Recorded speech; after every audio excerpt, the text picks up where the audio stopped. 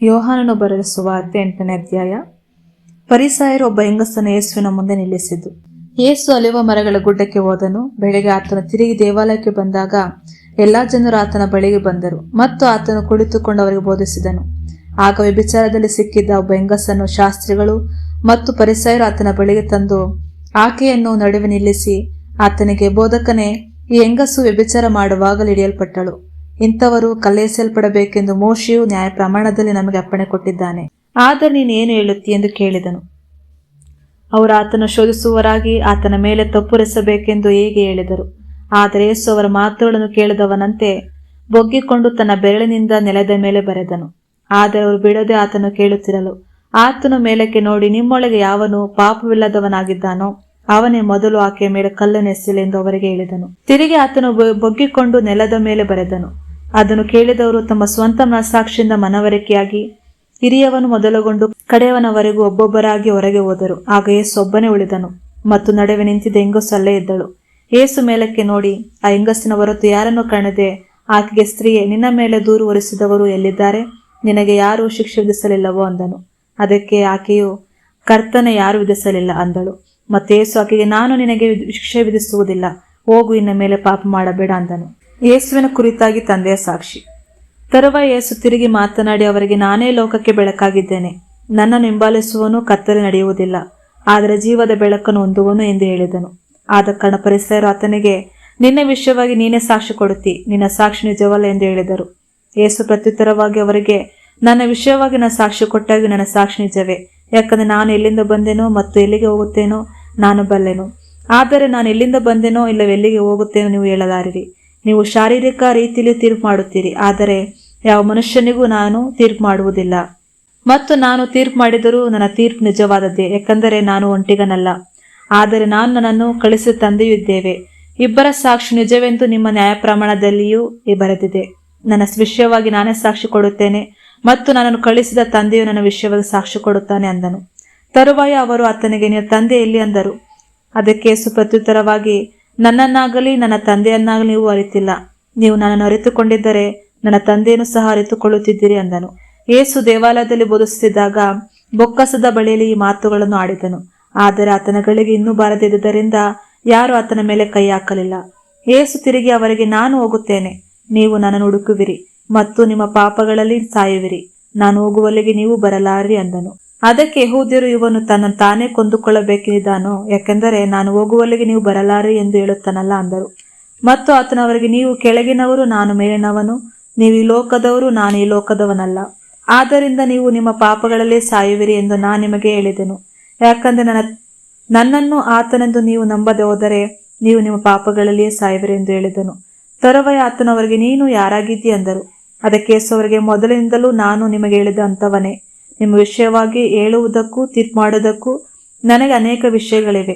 ಆದರೆ ನನ್ನನ್ನು ಕಳಿಸಿದ ಆತನು ಸತ್ಯವಂತನು, ನಾನು ಆತನಿಂದ ಕೇಳಿದವುಗಳನ್ನೇ ಲೋಕಕ್ಕೆ ಹೇಳುತ್ತೇನೆ ಅಂದನು. ಆತನು ತಂದೆಯ ವಿಷಯವಾಗಿ ತಮ್ಮ ಸಂಗಡ ಮಾತನಾಡಿದನೆಂದು ಅವರು ಗ್ರಹಿಸಲಿಲ್ಲ. ಆಮೇಲೆ ಯೇಸು ಅವರಿಗೆ, ಮನುಷ್ಯಕುಮಾರನನ್ನು ನೀವು ಮೇಲಕ್ಕೆತ್ತಿದಾಗ ನಾನೇ ಆತನು, ನನ್ನಷ್ಟಕ್ಕೆ ನಾನೇ ಏನು ಮಾಡದೆ ನನ್ನ ತಂದೆಯು ನನಗೆ ತಿಳಿಸಿದ ಹಾಗೆ ಈ ಸಂಗತಿಗಳನ್ನು ಹೇಳುತ್ತೇನೆಂದು ನೀವು ತಿಳಿದುಕೊಳ್ಳುವಿರಿ. ಇದಲ್ಲದೆ ನನ್ನನ್ನು ಕಳಿಸಿದಾತನು ನನ್ನ ಸಂಗಡಿದ್ದಾನೆ. ತಂದೆಯು ನನ್ನನ್ನು ಒಂಟಿಯಾಗಿ ಬಿಡಲಿಲ್ಲ, ಯಾಕೆಂದರೆ ಆತನು ಮೆಚ್ಚುವುಗಳನ್ನೇ ನಾನು ಯಾವಾಗಲೂ ಮಾಡುತ್ತೇನೆ ಅಂದನು. ಆತನು ಈ ಮಾತುಗಳನ್ನು ಹೇಳುತ್ತಿದ್ದಾಗಲೇ ಅನೇಕರು ಆತನ ನಂಬಿಕೆ ಇಟ್ಟರು. ಆತನ ಮೇಲೆ ನಂಬಿಕೆ ಇಟ್ಟ ಆ ಯೆಹೂದ್ಯರಿಗೆ ಯೇಸು, ನೀವು ನನ್ನ ವಾಕ್ಯದ ನೆಲೆಗೊಂಡಿದ್ದರೆ ನಿಜವಾಗಿಯೂ ನೀವು ನನ್ನ ಶಿಷ್ಯರಾಗುವಿರಿ. ಇದಲ್ಲದೆ ನೀವು ಸತ್ಯವನ್ನು ತಿಳಿದುಕೊಳ್ಳುವಿರಿ ಮತ್ತು ಸತ್ಯ ನಿಮ್ಮನ್ನು ಬಿಡುಗಡೆ ಮಾಡುವುದು ಎಂದು ಹೇಳಿದನು. ಅದಕ್ಕೆ ಅವರು ಪ್ರತ್ಯುತ್ತರವಾಗಿ ಆತನಿಗೆ, ನಾವು ಅಬ್ರಹಾಮನ ಸಂತತಿಯವರಾಗಿರಲಾಗಿ ಯಾವ ಮನುಷ್ಯನಿಗೆ ಎಂದಿಗೂ ಗುಲಾಮರಾಗಿರಲಿಲ್ಲ. ಹಾಗಾದರೆ ನಿಮಗೆ ಬಿಡುಗಡೆಯಾಗುವುದೆಂದು ನೀನು ಹೇಗೆ ಹೇಳುತ್ತೀ ಅಂದರು. ಆಗ ಯೇಸು ಪ್ರತ್ಯುತ್ತರ ಅವರಿಗೆ, ನಾನು ನಿಮಗೆ ನಿಜ ನಿಜವಾಗಿ ಹೇಳುತ್ತೇನೆ, ಪಾಪ ಮಾಡುವವನು ಪಾಪಕ್ಕೆ ಗುಲಾಮನಾಗಿದ್ದಾನೆ. ಗುಲಾಮನು ಮನೆಯಲ್ಲಿ ಯಾವಾಗಲೂ ಇರುವುದಿಲ್ಲ, ಆದರೆ ಮಗನು ಯಾವಾಗಲೂ ಇರುತ್ತಾನೆ. ಆದ್ದರಿಂದ ಮಗನು ನಿಮ್ಮನ್ನು ಬಿಡುಗಡೆ ಮಾಡಿದರೆ ನಿಜವಾಗಿ ನೀವು ಬಿಡುಗಡೆ ಆಗುವಿರಿ. ನೀವು ಅಬ್ರಹಾಮನ ಸಂತತಿಯವರೆಂದು ನಾನು ಬಲ್ಲೆನು, ಆದರೆ ನಿಮ್ಮಲ್ಲಿ ನನ್ನ ವಾಕ್ಯಕ್ಕೆ ಸ್ಥಳವಿಲ್ಲದ ಕಾರಣ ನೀವು ನನ್ನನ್ನು ಕೊಲ್ಲುವುದಕ್ಕೆ ನೋಡುತ್ತೀರಿ. ನನ್ನ ತಂದೆಯ ಬಳಿ ನಾವು ನೋಡಿದ್ದನ್ನೇ ಮಾತನಾಡುತ್ತೇನೆ ಮತ್ತು ನೀವು ನಿಮ್ಮ ತಂದೆಯ ಬಳಿ ನೋಡಿದ್ದನ್ನು ಮಾಡುತ್ತೀರಿ ಅಂದನು. ಅವರು ಪ್ರತ್ಯುತ್ತರವಾಗಿ ಆತನಿಗೆ, ಅಬ್ರಹಾಮನು ನಮ್ಮ ತಂದೆ ಅಂದರು. ಅದಕ್ಕೆ ಯೇಸು ಅವರಿಗೆ, ನೀವು ಅಬ್ರಹಾಮನ ಮಕ್ಕಳಾಗಿದ್ದರೆ ಅಬ್ರಹಾಮನ ಕ್ರಿಯೆಗಳನ್ನು ಮಾಡುತ್ತಿದ್ದೀರಿ. ಆದರೆ ದೇವರಿಂದ ಕೇಳಿದ ಸತ್ಯವನ್ನು ನಿಮಗೆ ಹೇಳಿದವ ನನ್ನನ್ನು ಈಗ ಕೊಲ್ಲುವುದಕ್ಕೆ ನೋಡುತ್ತೀರಿ. ಇದನ್ನು ಅಬ್ರಹಾಮನು ಮಾಡಲಿಲ್ಲ. ನೀವು ನಿಮ್ಮ ತಂದೆಯ ಕ್ರಿಯೆಗಳನ್ನು ಮಾಡುತ್ತೀರಿ ಅಂದನು. ಅದಕ್ಕವರು ಆತನಿಗೆ, ನಾವು ವ್ಯಭಿಚಾರದಿಂದ ಹುಟ್ಟಿದವರಲ್ಲ, ನಮಗೊಬ್ಬನೇ ತಂದೆ, ಆತನು ದೇವರೇ ಅಂದರು. ಯೇಸು ಅವರಿಗೆ, ದೇವರು ನಿಮ್ಮ ತಂದೆಯಾಗಿದ್ದರೆ ನೀವು ನನ್ನ ಪ್ರೀತಿಸುತ್ತಿದ್ದೀರಿ, ಯಾಕಂದರೆ ನಾನು ದೇವರಿಂದ ಹೊರಟು ಬಂದಿದ್ದೇನೆ. ನನ್ನಷ್ಟಕ್ಕೆ ನಾನೇ ಬರಲಿಲ್ಲ, ಆದರೆ ಆತ ನನ್ನನ್ನು ಕಳಿಸಿದನು. ನೀವು ನನ್ನ ಮಾತನ್ನು ಯಾಕೆ ಗ್ರಹಿಸದಿದ್ದೀರಿ? ನೀವು ನನ್ನ ವಾಕ್ಯವನ್ನು ಕೇಳದೇ ಇರುವುದರಿಂದಲೇ. ನೀವು ನಿಮ್ಮ ತಂದೆಯಾದ ಸೈತಾನನಿಗೆ ಸಂಬಂಧಪಟ್ಟವರಾಗಿದ್ದೀರಿ ಮತ್ತು ನಿಮ್ಮ ತಂದೆ ದುರಾಶೆಗಳನ್ನೇ ನೀವು ಮಾಡೋದಕ್ಕೆ ಇಚ್ಛಿಸುತ್ತೀರಿ. ಅವನು ಆದಿಯಿಂದಲೂ ಕೊಲೆಗಾರನಾಗಿದ್ದು ಸತ್ಯದಲ್ಲಿ ನಿಲ್ಲಲಿಲ್ಲ, ಯಾಕಂದ್ರೆ ಅವನಲ್ಲಿ ಸತ್ಯವೇ ಇಲ್ಲ. ಅವನು ಸುಳ್ಳಾಡುವಾಗ ತನ್ನ ಸ್ವಂತ ಉದಗಳಿಂದ ಮಾತನಾಡುತ್ತಾನೆ, ಯಾಕಂದ್ರೆ ಅವನು ಸುಳ್ಳುಗಾರನು, ಸುಳ್ಳಿನ ತಂದೆಯೂ ಆಗಿದ್ದಾನೆ. ನಾನು ನಿಮಗೆ ಸತ್ಯವನ್ನು ಹೇಳುವನಾದ್ದರಿಂದ ನೀವು ನನ್ನನ್ನು ನಂಬುವುದಿಲ್ಲ. ನನ್ನಲ್ಲಿ ಪಾಪವಿದೆ ಎಂದು ನಿಮ್ಮಲ್ಲಿ ಯಾರು ಸ್ಥಾಪಿಸುವಿರಿ? ಮತ್ತು ನಾನು ಸತ್ಯವನ್ನು ಹೇಳಿದರೆ ನೀವು ನನ್ನನ್ನು ಯಾಕೆ ನಂಬುವುದಿಲ್ಲ? ದೇವರಿಗೆ ಸಂಬಂಧಪಟ್ಟವನು ದೇವರ ವಾಕ್ಯಗಳನ್ನು ಕೇಳುತ್ತಾನೆ, ಆದರೆ ನೀವು ದೇವರಿಗೆ ಸಂಬಂಧಪಟ್ಟವರಲ್ಲದ ಕಾರಣ ಅವುಗಳನ್ನು ಕೇಳುವುದಿಲ್ಲ ಎಂದು ಹೇಳಿದನು. ಆಗ ಯೆಹೂದ್ಯರು ಪ್ರತ್ಯುತ್ತರವಾಗಿ ಆತನಿಗೆ, ನೀವು ಸಮಾರ್ಯನು ಮತ್ತು ನಿನಗೆ ದೆವ್ವ ಹಿಡಿದದೆ ಎಂದು ನಾನು ಹೇಳುವುದು ಸರಿಯಲ್ಲವೋ ಎಂದು ಹೇಳಿದರು. ಅದಕ್ಕೆ ಯೇಸು ಪ್ರತ್ಯುತ್ತರವಾಗಿ, ನನಗೆ ದೆವ್ವ ಹಿಡಿದಿಲ್ಲ, ನಾನು ನನ್ನ ತಂದೆಯನ್ನು ಸನ್ಮಾನಿಸುತ್ತೇನೆ, ಆದರೆ ನೀವು ನನ್ನನ್ನು ಅವಮಾನಪಡಿಸುತ್ತೀರಿ. ಇದಲ್ಲದೆ ನಾನು ನನ್ನ ಸ್ವಂತ ಮಹಿಮೆಯನ್ನು ಹುಡುಕುವುದಿಲ್ಲ, ಆದರೆ ಹುಡುಕುವವನು ನ್ಯಾಯ ತೀರಿಸುವವನು ಒಬ್ಬನಿದ್ದಾನೆ. ನಾನು ನಿಮಗೆ ನಿಜ ನಿಜವಾಗಿ ಹೇಳುತ್ತೇನೆ, ಒಬ್ಬನು ನನ್ನ ಮಾತನ್ನು ಕೈಗೊಂಡರೆ ಅವನೆಂದಿಗೂ ಮರಣವನ್ನು ಕಾಣುವುದಿಲ್ಲ ಅಂದನು. ಹಾಗೆ ಯೆಹೂದ್ಯರು ಆತನಿಗೆ, ನಿನಗೆ ದೆವ್ವ ಹಿಡಿದದೆನೆಂದು ನಮಗೀಗ ತಿಳಿಯಿತು.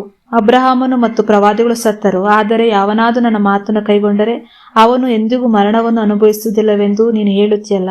ಸತ್ತು ಹೋದ ನಮ್ಮ ತಂದೆಯಾದ ಅಬ್ರಹಾಮನಿಗಿಂತಲೂ ನೀನು ದೊಡ್ಡವನು. ಪ್ರವಾದಿಗಳು ಸತ್ತು ಹೋದರು, ನಿನ್ನನ್ನು ಯಾರೆಂದು ನೀನು ಮಾಡಿಕೊಳ್ಳುತ್ತೆಂದು ಕೇಳಲು, ಯೇಸು, ನನ್ನನ್ನು ನಾನೇ ಸನ್ಮಾನಿಸಿಕೊಂಡರೆ ನನ್ನ ಸನ್ಮಾನವು ಏನೂ ಅಲ್ಲ. ನೀವು ಯಾವಾತನನ್ನು ನಿಮ್ಮ ದೇವರೆಂದು ಹೇಳುತ್ತೀರೋ ಆ ನನ್ನ ತಂದೆಯೇ ನನ್ನನ್ನು ಸನ್ಮಾನಿಸುತ್ತಾನೆ. ಆದಾಗ್ಯೂ ನೀವು ಆತನನ್ನು ಅರಿತುಕೊಂಡಿಲ್ಲ, ಆದರೆ ನಾನು ಆತನನ್ನು ಅರಿತಿದ್ದೇನೆ ಮತ್ತು ನಾನು ಆತನನ್ನು ಅರಿಯಲಿಲ್ಲವೆಂದು ಹೇಳಿದರೆ ನಿಮ್ಮ ಹಾಗೆ ನಾನು ಸುಳ್ಳುಗಾರನಾಗಿರುವೆನು. ಆದರೆ ನಾನು ಆತನನ್ನು ಅರಿತಿದ್ದೇನೆ ಮತ್ತು ಆತನ ಮಾತುಗಳನ್ನು ಕೈಗೊಂಡಿದ್ದೇನೆ.